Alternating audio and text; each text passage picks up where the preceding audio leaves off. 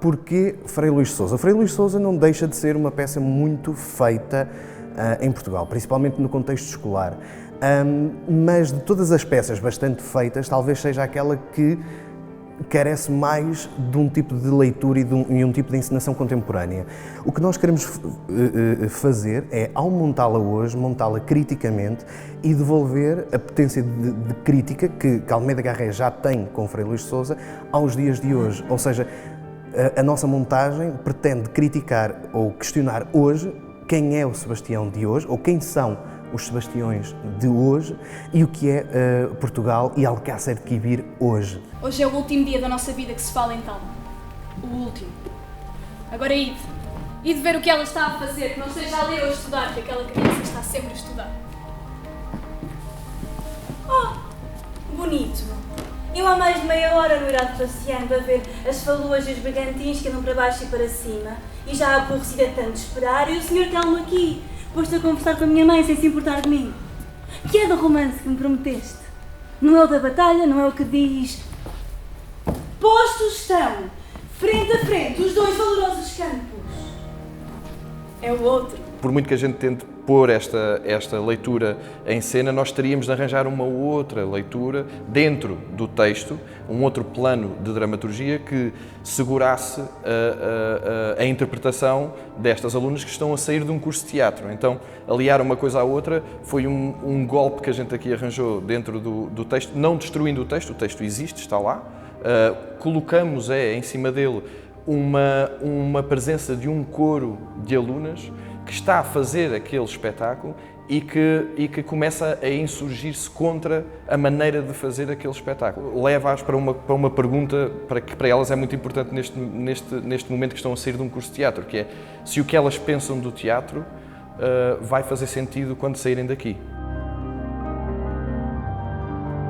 Nesta escola, tal como em muitas outras escolas de teatro, se baseiam nos estudos dos grandes mestres do teatro e que claramente são verificados pela sua eficácia, mas que o que nós percebemos com este projeto foi que realmente devemos às vezes questionar esses métodos, pôr em questão, saber se os estamos a utilizar porque são realmente uma orientação, porque a verdade é que podem orientar-nos e ajudar-nos no processo. Por exemplo, para um principiante, e falo eu também, esses métodos ajudaram-me muito a construir personagens, a descobrir a minha maneira de atuar, mas por outro lado às vezes também nos colocava uma limitação, porque tentávamos seguir à regra esses métodos na procura desse tal ideal de beleza do teatro e muitas vezes utilizamos esses métodos, esses esquemas, mais como uma limitação, dificulta-nos às vezes um bocado a nossa própria descoberta, a nossa autonomia no processo artístico e com este projeto o que tentámos foi fazer um balanço entre os dois. É o da ilha encoberta, onde está El Rei Dom Sebastião, que não morreu e que há de chegar num dia de névoa muito cerrada. Ele não morreu, não é assim, minha mãe? Ai, minha querida filha, tu dizes coisas! O Eduardo Lourenço, quando analisa no Labirinto da Saudade, aquele importante texto, a psique portuguesa, ele fala que a psique portuguesa está fundada em 3 grandes traumas. Eu vou falar do primeiro e do segundo. O primeiro é muito básico.